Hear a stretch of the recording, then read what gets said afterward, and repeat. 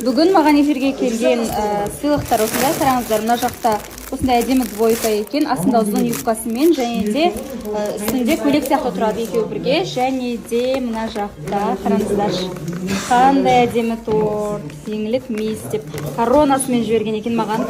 Бұны жіберген Айдай тәте үлкен рахмет сізге.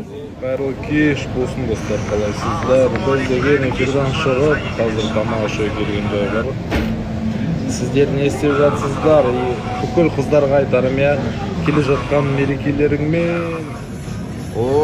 Біздің Тима Байл бүгін Бізге қызметте және де жақсылық жасап, Айбек мырза Ереке. сіздер жеңіздерші деп жатыр.